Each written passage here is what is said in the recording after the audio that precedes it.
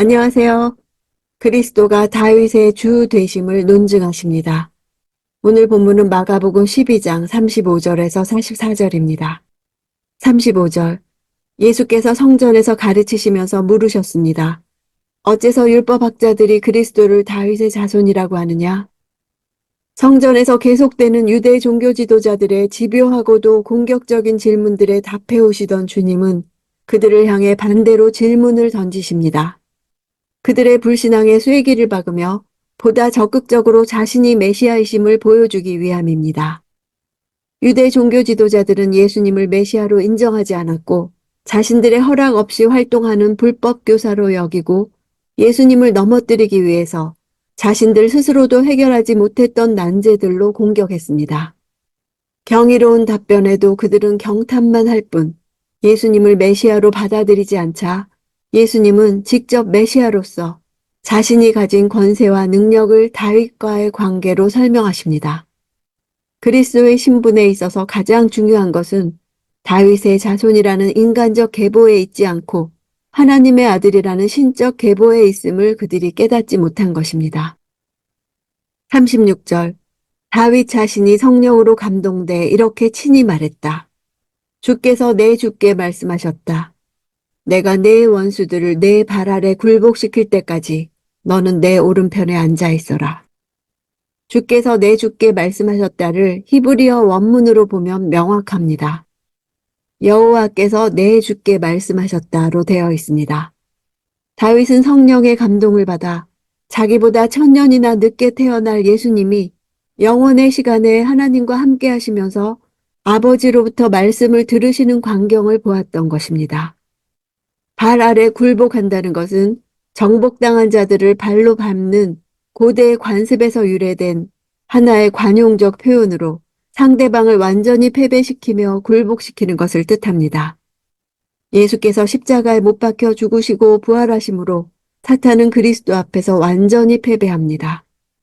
사탄이 예수님의 발 아래 밟힘으로써 창세기 3장 15절 여자의 후손이 내 머리를 상하게 할 것이란 예언이 완전히 성취된 것입니다. 오른편은 신뢰를 받는 위치며 대신 권한을 행사할 수 있는 자리를 상징합니다. 발등상 발 아래와 대조되며 하나님은 메시아의 모든 원수를 그의 발판으로 만드시며 예수를 하나님의 우편, 곧 영광의 자리에 앉히신다는 뜻입니다. 37절. 다윗 자신도 그분을 주라 부르는데 어떻게 그리스도가 다윗의 자손이 될 수 있겠느냐? 많은 사람들이 예수의 말씀을 기쁘게 들었습니다. 유대인들은 메시아가 다윗의 혈통으로 온다는 사실만 알았지 하나님의 아들로서 다윗보다 먼저 존재한 분이라는 사실을 몰랐습니다. 다윗의 자손이란 메시아의 육체에 관한 말일 뿐입니다. 예수님은 다윗보다 늦게 태어나셨을 뿐이지 존재의 시작이 다윗보다 늦은 것이 아닙니다. 다윗과의 관계만을 본다면 그리스도는 다윗의 자손이 아니라 다윗의 주님이십니다. 언어 성경으로 보면 많은 사람들이 그를 즐거운 마음으로 받아들인다. 단지 예수의 말씀만을 즐겁게 받아들인 것이 아니라 그 예수님 자체를 기쁘게 받아들여서 그의 말씀을 달게 받아먹고 있었던 것입니다. 이러한 백성들의 태도는 틈만 나면 예수님을 논박하고 넘어뜨리려고 애썼던 종교 지도자들의 태도와 극명한 대조를 이룹니다. 38절. 예수께서 가르치시면서 말씀하셨습니다. 율법학자들을 조심하여라. 이들은 긴 옷을 입고 다니기를 좋아하고 시장에서 인사받기를 좋아한다. 율법학자들이 입은 긴 옷은 세마포로 된 통옷으로 종교적인 직무를 행할 때 입는 옷이었지만 그들은 사람들의 이목을 끌기 위해 공개적인 장소에서도 그 옷을 입었습니다. 그 긴 옷에 율법의 말씀을 담은 경문을 크게 만들어 붙이고 일반인들과 구별되게 옷 끝에는 옷술을 달고 다녔습니다. 시장으로 번역된 단어는 정치 행정기관들이 자리 잡고 상거래가 행해지고 고용계약이 맺어지는 사회생활의 중심지였습니다. 39절. 또 회당에서 높은 자리와 잔치에서 윗자리에 앉기를 좋아한다. 회당에서 높은 자리는 모세의 자리라고도 불리는 석재로 만든 의자로서 율법을 가르치는 자 중 가장 유력한 자가 바로 그 자리에 앉아서 율법을 해석해 주는 것이 관례였습니다.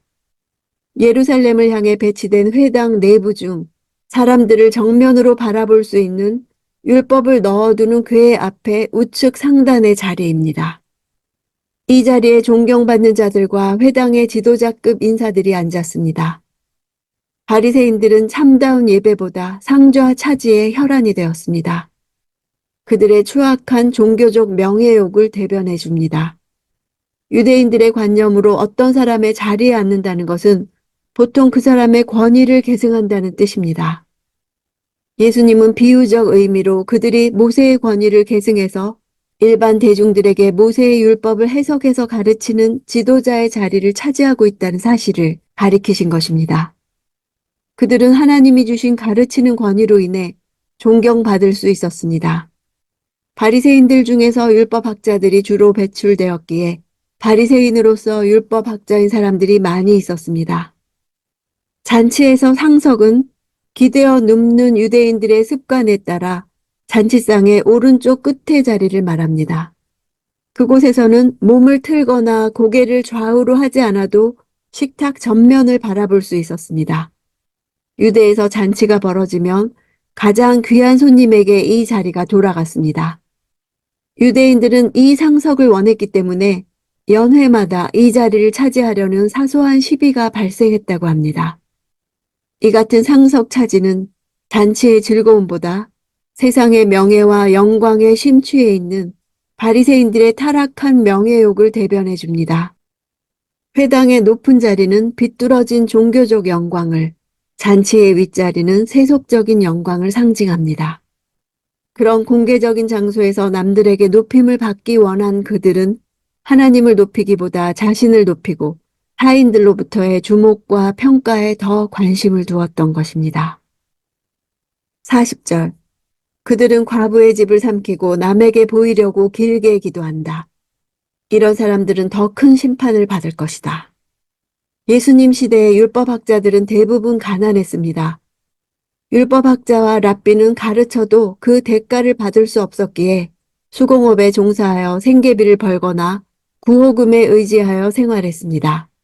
일부는 성전에 고용되어 성전세에서 급료를 받기도 했지만 대부분은 가난했습니다.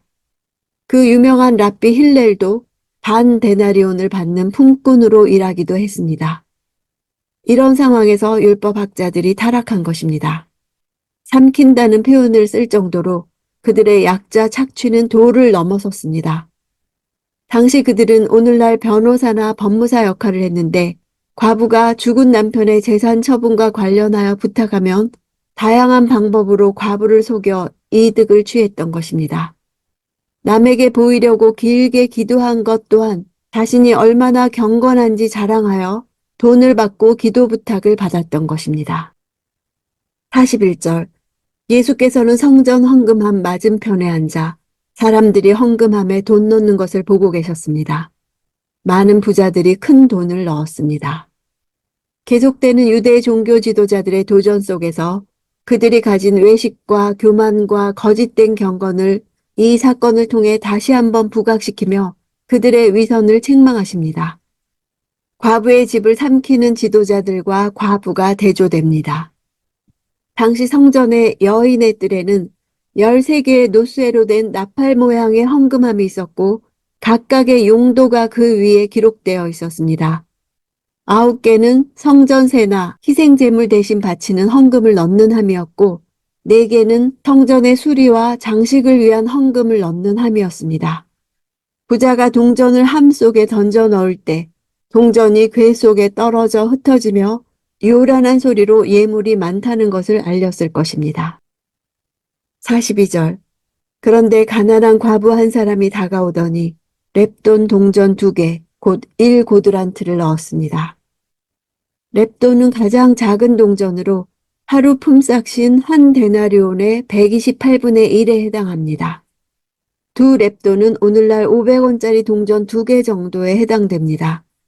이것이 과부의 생활비 전부였다면 이 가난한 과부는 남은 재산을 전부 헌금한 후에 굶기로 각오했을 것입니다. 여기서 가난한이라는 형용사를 일반적인 가난이란 단어를 쓰지 않고 궁핍한, 빈곤에 쪼들린 이런 단어를 썼습니다. 가난과 궁핍의 차이가 있습니다. 가난은 가진 것이 아예 없는 것이고 궁핍은 고생과 수고를 하면서 근근히 살아가는 차이가 있습니다. 이 과부는 근근히 살아가는 형편이었음을 말해주는 것입니다. 44절.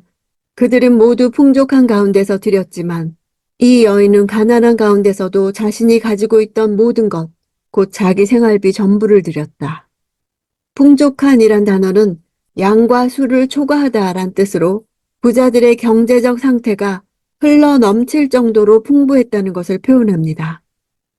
가난한 가운데서란 부족해서 기본적 필요조차 채우지 못하는 상태에서란 뜻입니다.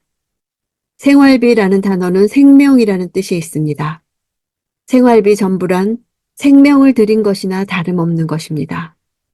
먹고 사는 문제가 달린 생활비 전부를 드린 것은 하나님이 자신의 필요를 공급하실 것을 신뢰하는 것을 보여주는 것입니다.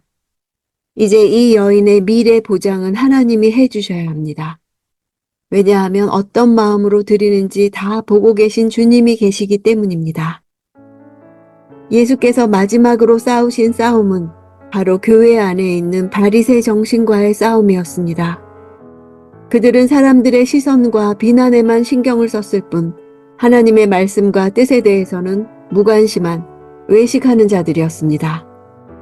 하나님의 영광보다는 사람의 영광과 찬사와 인정을 더 원했습니다. 바리새 정신은 하나님의 통치가 이루어지는 하나님 나라를 받아들일 수 없습니다. 그런 믿음의 시도들을 조금도 격려하지 않고 냉소합니다. 유대 종교 지도자들이 계속해서 예수님을 공격한 것은 예수님이 누구신지 알지 못해서입니다. 내 인생에서의 핵심 관건도 예수님을 누구로 믿느냐는 것입니다. 예수님과 관련된 문제는 증거가 확실한가에 있는 것이 아니라 작은 증거라도 믿음으로 받아들이느냐와 관련되어 있습니다. 내가 경험한 예수님을 말할 때 사람들은 입을 닫을 것입니다. 다윗이 직접 들은 주님에 대한 고백 앞에서 그들이 잠잠해진 것과 같습니다. 이 시대를 향한 하나님의 계시를 듣고 소망을 선포해야 하는 성도가 내적 정결을 추구하지 않고 외적인 것에서 만족감을 얻는다면 우리도 위선자들로 불리울 수밖에 없습니다. 아무리 경건한 사람들인 것처럼 모여서 예배드려도 능력 없는 교회가 될 수밖에 없습니다. 오늘도 말씀을 통해 예수님이 내게 누구신가를 더욱 알아가기 원합니다.